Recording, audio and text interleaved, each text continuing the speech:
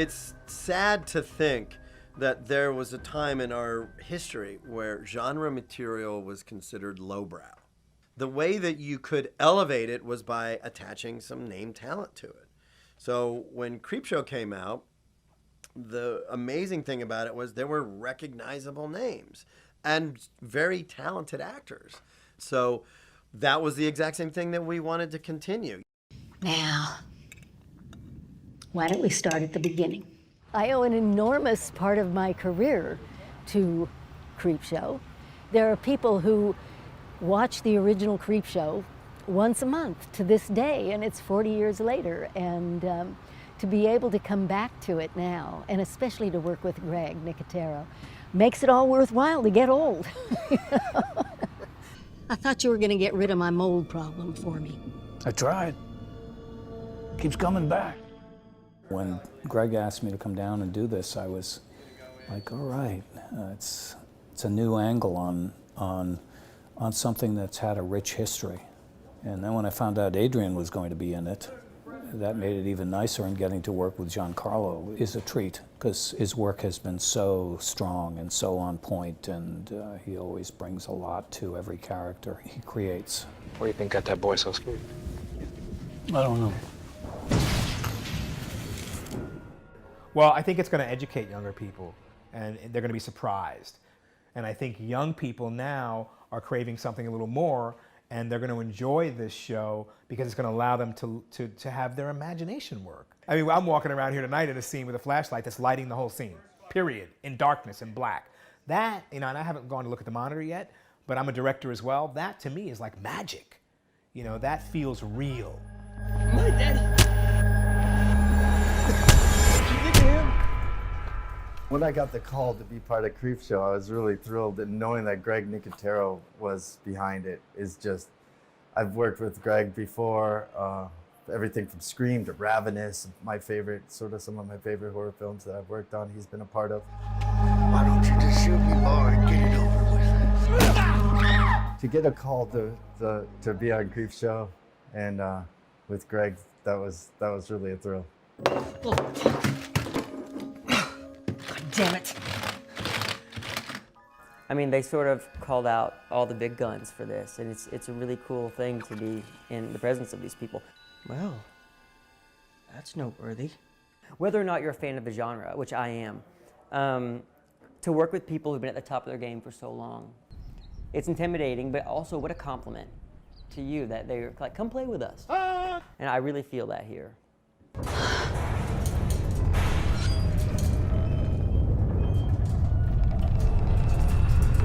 I think it's going to be really fun. It's like an homage. Like there's all these little vignettes, and they're putting them together into these episodes. And it's not like a copy. We're not replicating it. It's just individual stories that have a similar feel and a similar vibe to some of what's in CREEPSHOw.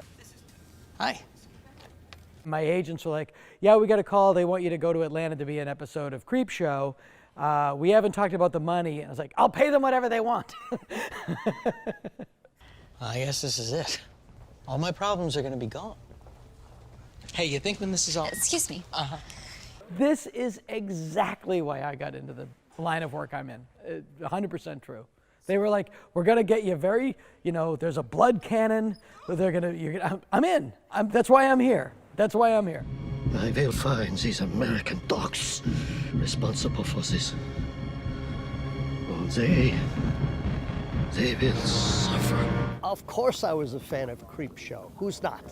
I love the fact that CREEPSHOw is sort of a very dark, horror-tinged, Twilight Zone kind of package. I love that idea. Short little bursts of horror with a twist. If you want our filthy hides, come in here and get them! Good. Das ist gut. We are going in. Deploy smoke grenades! Everybody showed up excited about being a part of CREEPSHOw and ready to work and ready to have fun. And that really invigorated me. And I think that every aspect of that show is on screen. Because there are people that you're around that remind you why you love it. Jeff Combs reminds me of why I love it. Dana reminds me of why I love it. Giancarlo and Tobin, they remind me and they make me better. They make me a better artist because they remind me. All right, let's do this. I think Creepshow will be successful with fans who understand the history of the genre and appreciate it. It was originally conceived as a comic book, and that comic book feel is sprinkled throughout the series. You know, many times, you know, people want to be scared and they make movies that scare you. We have very few things that also make you think. Oh God! And so I respect that this is happening and that you know, I'm a part of this. It's just really cool to be a part of it, work with these guys, just watch them work. That's part of the thrill of being on sets like this. You kiss me, dog! I'm thrilled to be doing this. This is the first time I've ever played a Nazi, so there's always something new. I've never done most of this stuff. I've never been covered in blood. I've never hacked anything up, like body parts. I've never done any of that. All first. This feels really special. I think for the new audiences, they can be taken in just by the story. If they don't know the original, they can be taken in by the story, and hopefully their pants scared off of them. You know, doing a show like Creepshow, again, is the reason that I know that I got into show business. You know, being a horror movie fan and wanting to make horror movies that are also funny, because I am hopefully funny. So, you know, getting to make a horror show with your friends, it beats working. I changed my mind!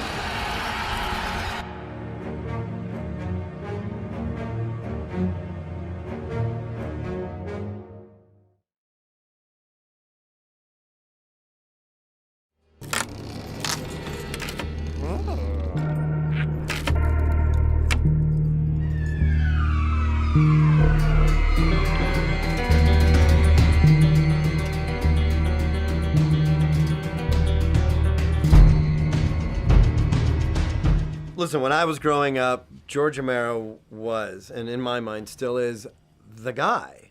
You know, I mean, growing up in Pittsburgh, Night of the Living Dead, you know, Dawn of the Dead is still right up there with Jaws as like my top two. They sort of they're racing constantly to be my favorite movie. Then Creepshow came out. And for me, it was the culmination of everything I loved about makeup effects, everything I loved about Stephen King, everything I loved about George Romero. All these things that inspired me and influenced me when I was younger were all wrapped up in one amazing, colorful package of monsters and gore and comedy and horror, all wrapped up in one. And I was hooked. Like the minute that I even heard that they were shooting Creepshow in Pittsburgh, I was hooked. Creepshow was really my first introduction to Hollywood. You know, everybody always thinks that the big story is you get on a plane and you fly to Hollywood and that's how you break into the movie business. But for me, the movie business was right in my backyard. It was 20 minutes from where I grew up. And that's how I met Tom. George had invited me to visit the set of Creepshow, had even offered me a PA job, but at the time I'm like, well, that's crazy. How would I ever get into the movie business?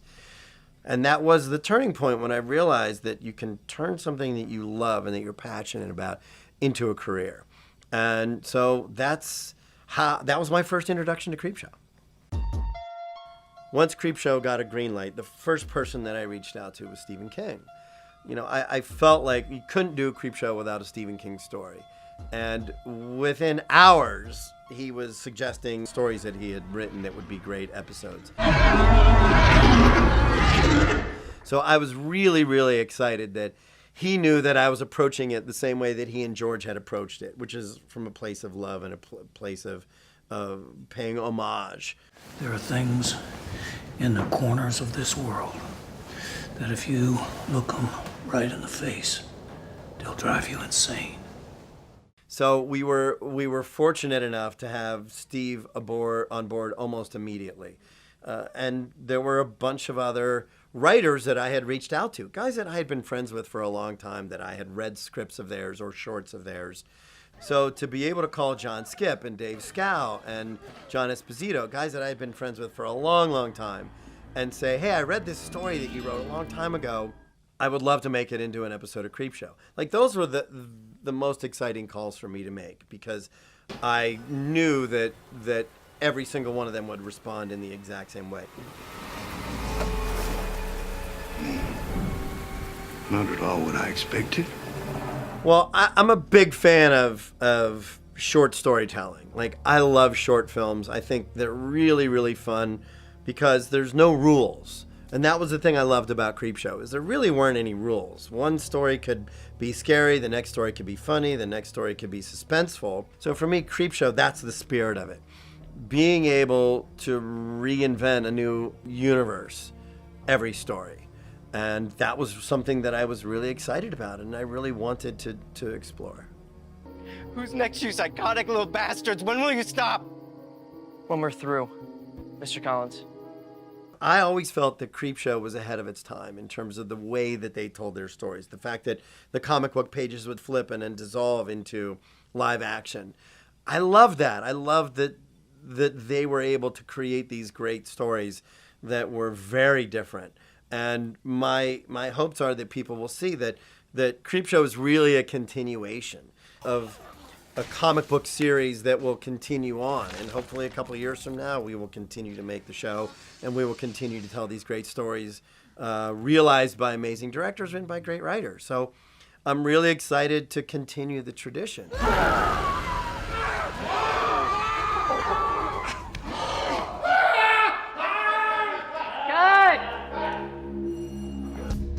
George's daughter, Tina, visited the set when John Harrison was directing, and I've known Tina since she was a baby. She watched Harrison and I working together, and she pulled me aside at one point. She's like, God, Dad would be so proud. And that meant the world to me, that something that I am a part of is doing something to honor his legacy and the movies that he created and pay tribute to that, because that's the greatest compliment.